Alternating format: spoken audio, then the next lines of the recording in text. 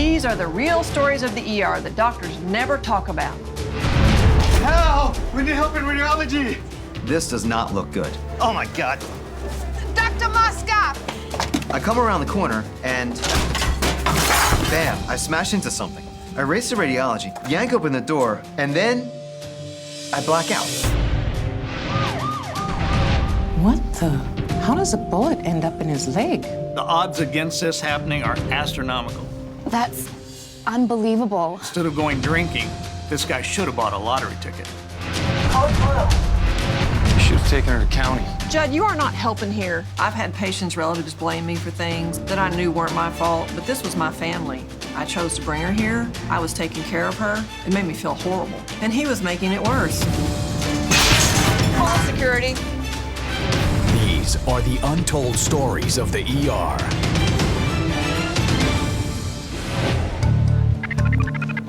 Dr. Jordan Moskoff knows that teamwork is essential in his busy ER. All right, so guy back in 55, let's get him 2 liters of normal saline. I want him nice and hydrated until he comes off of whatever cloud he's on. Okay, got it. We're a big city hospital, and we're chronically understaffed.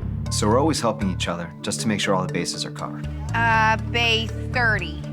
The police call to tell us they're bringing in a guy they consider extremely dangerous, who may or may not be unconscious. So that sounds pretty interesting.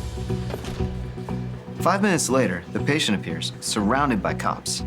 I've never seen that many officers escorting a prisoner. Hey, I'm Dr. Moskoff. Hey, Officer Thompson, we got George here. Found him in his apartment today with an arsenal of weapons, guns, grenades, bomb-making materials of all kinds. He was sleeping on one of those military-style cots, comatose. You know, we tried to wake him up, nothing. Brought him to the station, still couldn't wake him up. Personally, I think he's faking it. But I need you to prove it. Either that or pronounce him dead. Yeah, right. How long did you guys have him for? 5 hours. 5 hours? That's a long time. All right, let's get him to a station. We'll see what we can figure out. We occasionally have patients who fake being unconscious, usually attention-seeking or maybe they're on drugs. But 5 hours is a very long time to pull that off. Hey, Doc. Hey. At first glance, I can see why the cops think the patient might be faking. Comatose patients are usually in some kind of distress. Their breathing is labored, or they're sweating or twitching, or something. This guy was perfectly still. So, heart rate 62, BP 110/70, O2's 100, temps 99, and rest 16. Everything's normal. And his vitals didn't raise any red flags. Let me check his eyes. So my first task is to figure out if something is medically wrong with him, or if he's just playing possum. I'm concerned about a brain bleed or an overdose, but when I look at his pupils, they're reacting normally, which rules that out. Reactive? I don't think he's got a bleed. George. I do what we call a sternal rub, which really hurts. George, you there? Nothing. Try one more thing here. George. So now I'm starting to worry that he might not be faking, and that I need to figure out what might actually be wrong with him. Not reacting much. Let's get him on cuffs so we can start doing some tests. Sorry, Doc, but no way.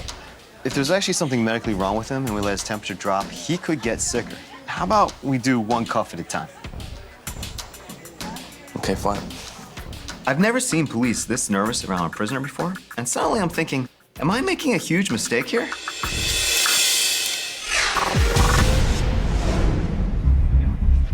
Dr. C. Alan Scott knows that severe weather means a hectic pace in his ER. The storm is the worst to hit the region in decades, causing whiteout conditions. A major winter storm can quickly overwhelm our resources. Traffic accidents go up, people slip, they fall on sidewalks, and we get overwhelmed quickly. EMS is bringing in a hypothermic, intoxicated male. ETA of? They said 5 minutes. Okay. Given the conditions outside, we'll see how accurate 5 minutes is. And about 20 minutes later, EMS finally gets through the storm. Oh, it's bad out there. There's a major accident on the freeway. We were lucky to get through, but I tell you, everybody else out there is in for a long wait. How's he doing? Heart rate's 130, BP's 105/65, rest are 20. We found him passed out in the entertainment district. Can you hear me? The patient has obviously been outside far too long. His skin is ice cold. What happened to his shoes? His driver's license says that today is his 50th birthday. Maybe he went out dancing. I found this in his pocket. It's been ringing. A flip phone?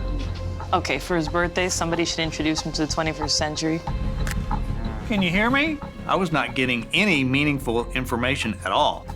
All right, get him to trauma 4.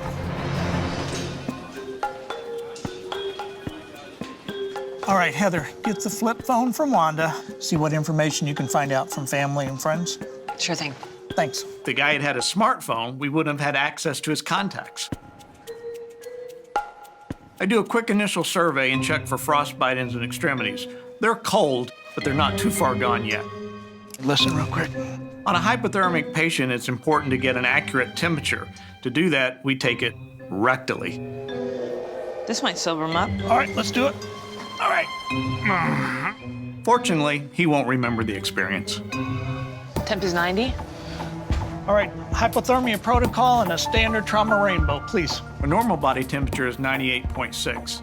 His is 90, so he's moderately hypothermic. We start treatment with humidified oxygen, warm IV fluids, and a forced air warming blanket. The patient is shivering, which is a good thing, because that's his body's way of warming itself. The calls were from his girlfriend, Julia. She lives walking distance from here, so she'll be here as soon as she can snowshoe through the storm. About an hour later, the girlfriend arrives. Andrew? This is Julia. Julia, I'm Dr. Scott. What happened to him? Well, I was really hoping that you could help us out on that. He has been so intoxicated since he's been here, we can't make heads or tails of what happened. We were out celebrating his birthday and he got hammered. We started fighting, so I left him at the restaurant, but I told the maitre d' to call him a cab when he was ready to leave. I don't know what happened to him after that. Was he even wearing a coat when he left? Yes, a heavy wool overcoat. Aside from not knowing what happened to his coat and shoes, mystery solved. Now we just need to get his temperature back to normal and hopefully he can go home.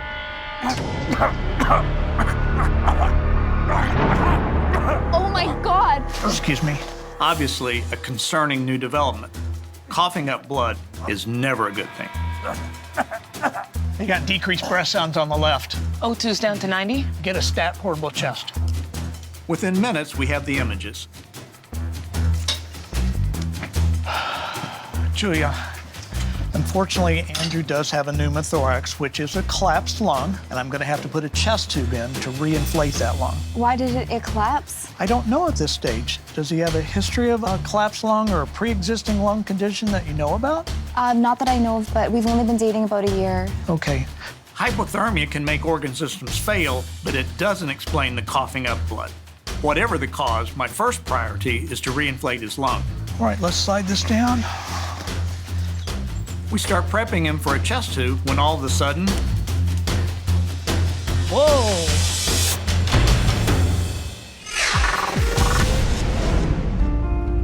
Dr. Sarah Carrier is known to her friends and family as a great person to call in a crisis.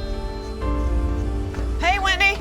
I tend to be a go-to person for a lot of people. I'm pretty calm, level-headed. I think I'm someone who can talk somebody through a problem. Sorry to call you so early on your day off. Are you kidding? I've been up since 6. Why are you up? My cousin Wendy's younger than me, and I try to keep up with her. I really can't, but she knows how to party it up.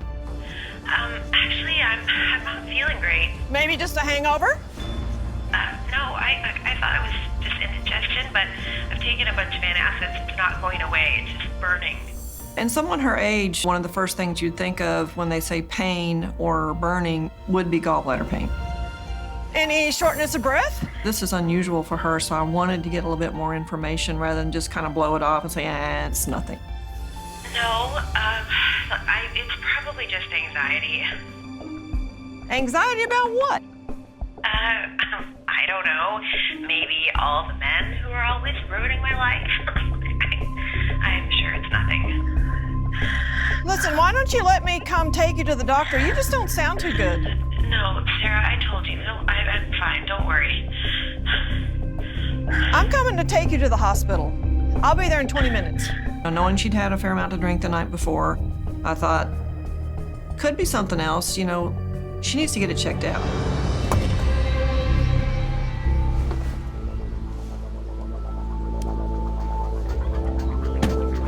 Hey, how you feeling now? Wendy? Wendy! And then all of a sudden the call just stops. And I didn't know if I'd lost service or maybe something had happened to her. Wendy lives about 10 minutes away, and That was a really long 10 minutes driving through traffic and wondering what the heck is going on here. I pulled up at her house. Hey, were you trying to run away, or are you gonna let me take you? Oh, resistance is futile, I know. You'd hunt me down. And I remember looking at her and thinking, oh my gosh, you look terrible. After I opened the door to get in, it was a real struggle for her, and this was very worrisome because she's just usually very athletic. Okay, how are you feeling now? I feel like I can't get my breath. The more I looked at her, the more I got concerned.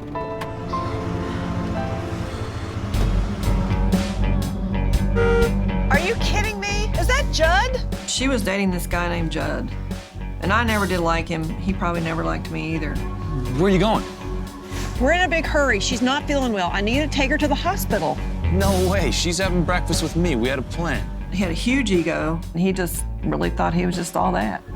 Judd, move your truck. You know what? I am sick of you trying to control her. He didn't like me because of all the time that Wendy and I would spend together. He was very controlling. He knew that when she was with me that we had a good time. He didn't like that. What's wrong, babe? You can't handle a little bit of a hangover? She's so weak she can't even talk to him. I feel like I just want to smack him, get him out of the way. You turn everything into an emergency. She's fine. I am serious. Move your truck. No. And I'm thinking, we need to get her to the hospital. We may be up against something where time is going to be of the essence. So I just want him out of my way. Andrew, do you remember being attacked? Then I noticed his left foot is colder than his right.